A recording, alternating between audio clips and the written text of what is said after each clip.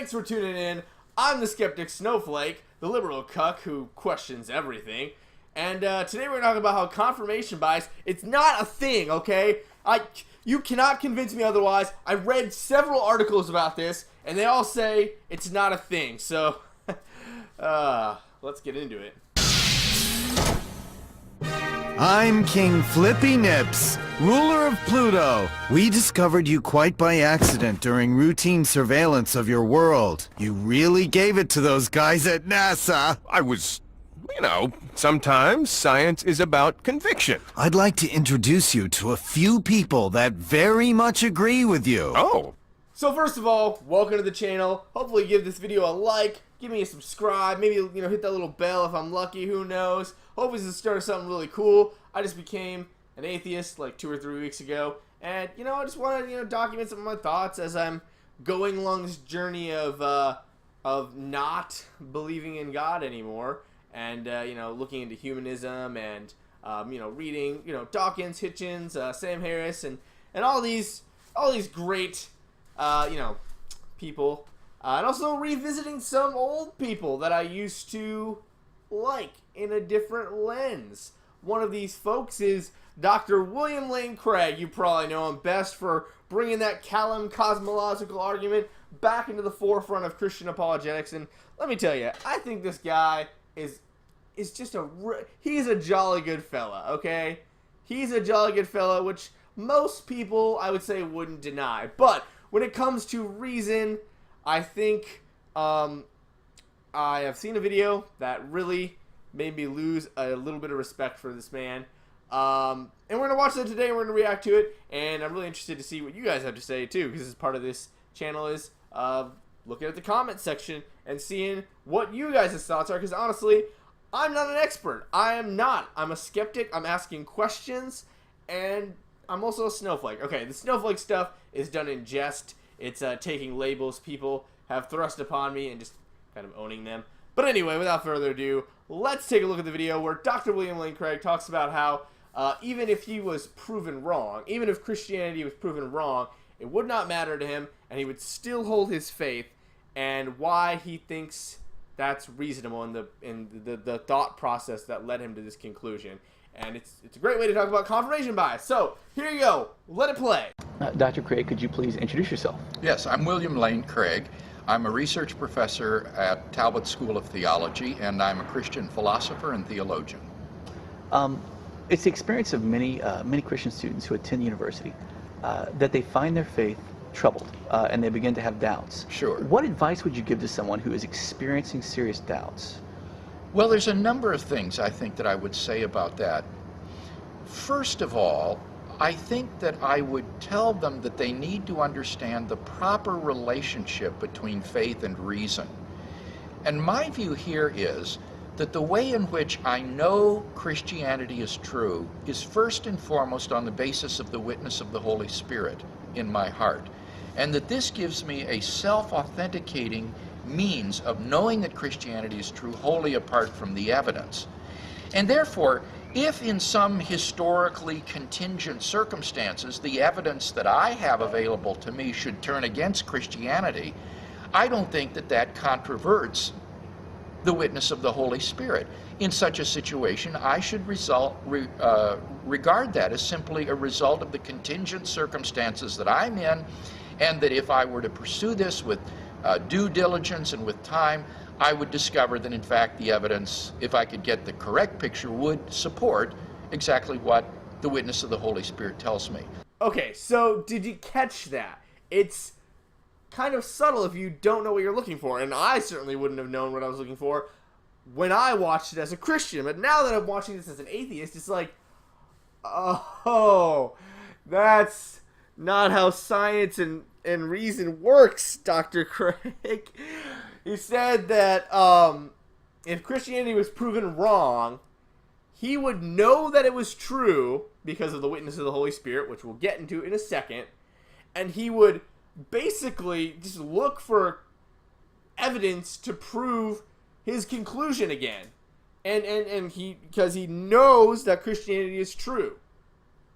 That seems to be working backwards from a conclusion. The conclusion is Christianity is true. It gets proven wrong.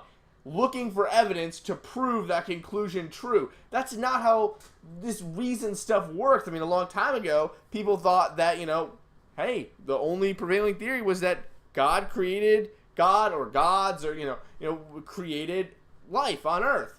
That was the conclusion because, life was really complex. We didn't understand, like, hey, this is created. Everything's created. We are created.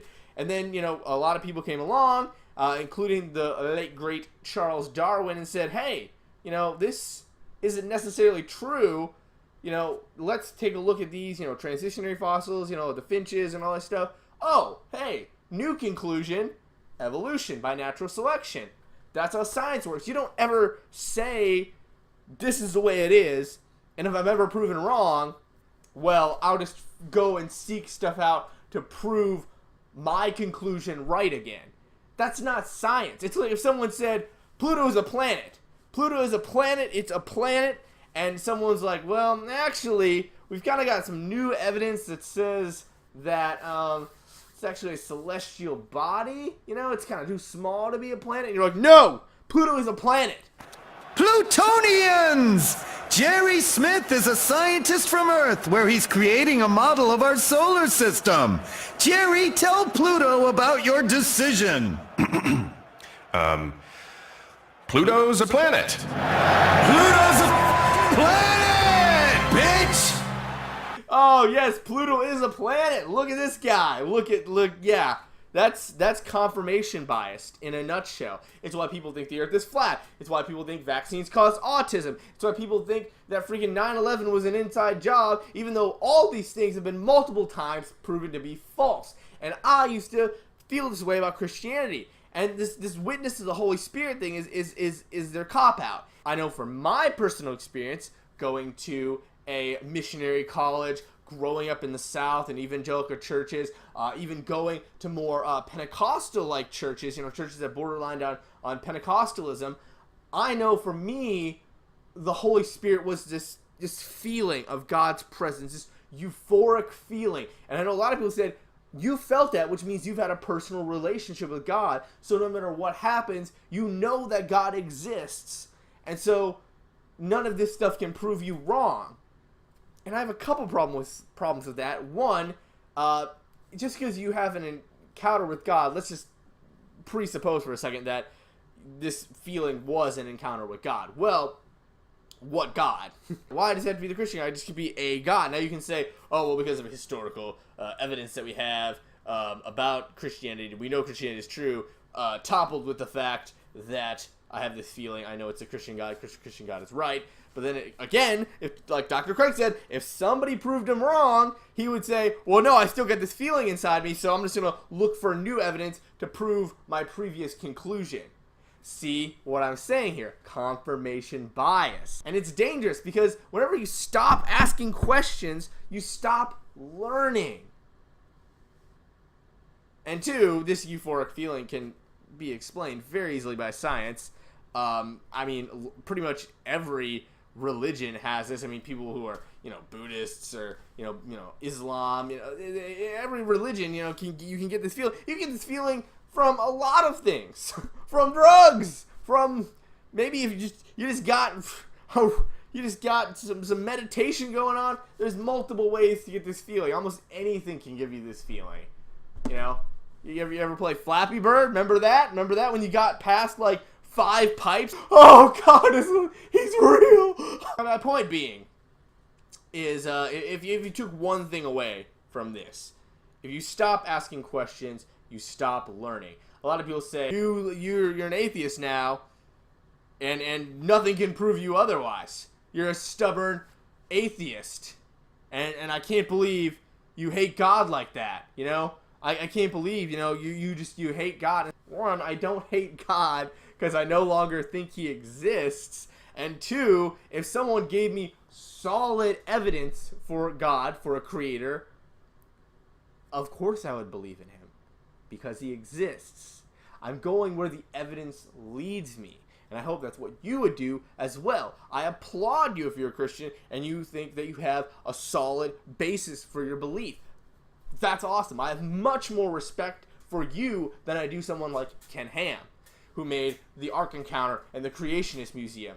He is working backwards. Science doesn't work backwards. You investigate the evidence, then make it come to a conclusion. You don't come to a conclusion and then look for evidence to prove that conclusion. Anyway, hope you enjoyed my incoherent ramblings. Hopefully these videos get more focused as the channel goes on. And if there's anything you want to see, anything you want me to react to, if you want to jump on the channel and have a conversation with me, hey, let's do it, even if you make me look like an idiot, because that's what this is all about. People in the comments can go and say, oh, this person, you know, did this wrong, made this fallacy, you know, Thomas did this wrong, did this fallacy.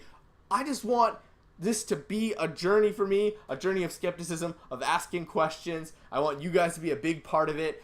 So, you know, if any of you guys who follow me on social media, on Twitter at YourHostEdge, you know, anything you want to jump on, or even, you know, some of my Facebook friends, what up? You want to have a conversation with me, jump on the channel, you know, have a Discord chat or debate or something, let's do it, man.